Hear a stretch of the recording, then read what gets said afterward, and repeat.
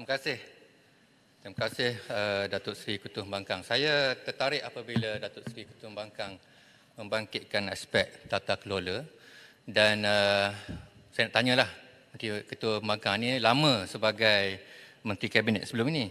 Apabila kita menyentuh tentang DE yang dinaikkan hak silingnya kepada 15 bilion, menjadikan angka besar keseluruhannya 415 bilion. Dan saya tertariklah untuk perhatian Datuk Seri Ketua Pembangkang. Tempoh hari Yang Berhormat Menteri Ekonomi ada menyebutkan bahawa Yang Amat Berhormat Perdana Menteri hari ini sangat hebat, integritinya sangat tinggi, maka beliau pegang jawatan Menteri Keuangan. Tak apalah. Dan Menteri Ekonomi menyebutkan di luar Dewan bahawa pada kali ini bidang kuasa tata kelola punca kuasa berkenaan dengan DE tidak lagi di bawah Menteri Keuangan MOF tetapi diletakkan di bawah Menteri Ekonomi. Sedangkan kita tahu Yang Berhormat Datuk Seri Ketua Pembangkang, sejak dahulu lagi Kementerian Ekonomi EPU ini terlibat dalam aspek planning, perancangan dan juga strategi pembangunan. Adapun hal ehwal tata cara, tata kelola keuangan, akta-aktanya, pekelilingnya, wartanya, semuanya menyatakan jelas di bawah bidang kuasa Menteri Keuangan bertanggungjawab keseluruhan OE dan juga DE. Jadi saya nak tanyalah Yang Berhormat Ketua Pembangkang, lama sebagai menteri, kenyataan ini disebut oleh saudara kanda saya lah, saudara Kerry Jamaluddin menyatakan bahawa kenyataan menteri ini misleading, amat mengelirukan.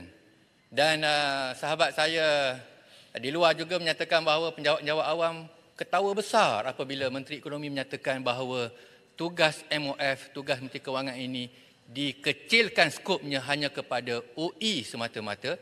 Jadi oleh kerana RMK 12 ini menyentuh tentang DE, saya nak tanyalah Yang Berhormat saya sebut Menteri Sokmo ni, mungkin tak lama lagi jadi menteri rasanya Ketua Pembangkang kita ni.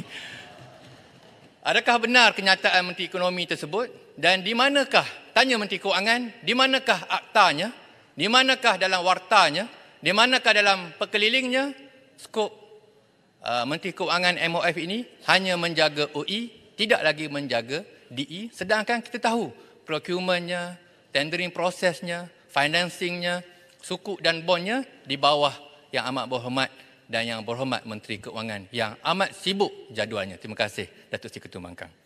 Kalau saya boleh tambah Yang Berhormat Ketua Pembangkang, apa yang disebut oleh Bacok tadi asalnya adalah kita lihat bahawa jawapan yang digunakan oleh Menteri Ekonomi untuk menghalalkan Perdana Menteri memegang jawatan Menteri Keuangan.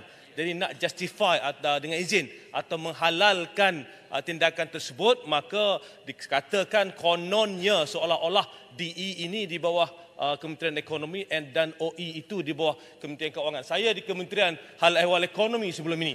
Itu apa-apa sahaja berkaitan dengan keuangan kita mesti rujuk ke Kementerian Keuangan. Tak ada boleh dibuat keputusan secara terus di Kementerian Ekonomi. Cuma saya nak tambah sedikit di sini ya. Saya nak tambah sedikit di sini. Yang Amat Berhormat Perdana Menteri pun ada di sini.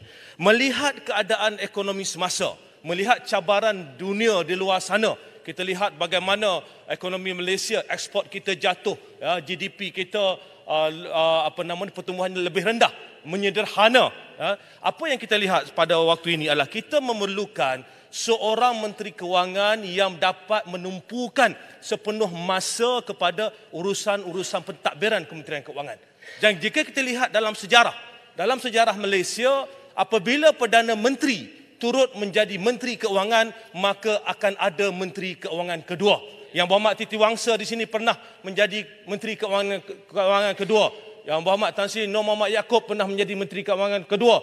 Arwah Tan Sri Jamaluddin Jarjis pernah menjadi Menteri Keuangan kedua. Datuk Seri Mustafa Muhammad pernah menjadi Menteri Keuangan kedua.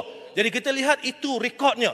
Bila Perdana Menteri menjadi Menteri Keuangan, maka akan ada sekurang-kurangnya Menteri Keuangan kedua kerana urusan-urusan di Kementerian Keuangan ini kita tahu merupakan satu urusan yang cukup banyak yang memerlukan tumpuan sepenuhnya. Jadi Ketua Pembangkang, saya rasa mungkin boleh cadangkan pada Perdana Menteri, dah boleh lantiklah Menteri Keuangan kedua atau barilah tanggungjawab sebagai Menteri Keuangan ini pada orang lain.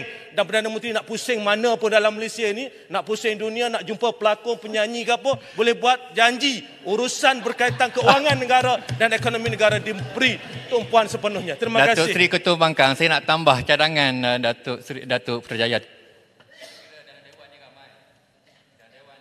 Ramai yang layak, Titi Wangsa boleh sembrung senyum je tu kan, boleh.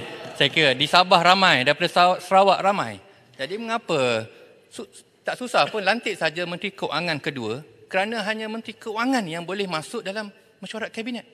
Timbalan menteri seorang dua orang tu tak boleh masuk dalam mesyuarat kabinet. Jadi sebagai CEO, dia kena tanya CEO di sebelah. Nak tanya macam mana kalau dia sendiri adalah CEO dan juga CFO. Terima kasih Datuk Seri Ketua Pembangkang. Tuan Ketua, masukkan ucapan mereka tu dalam ucapan sebagai ucapan saya, salah satu ucapan saya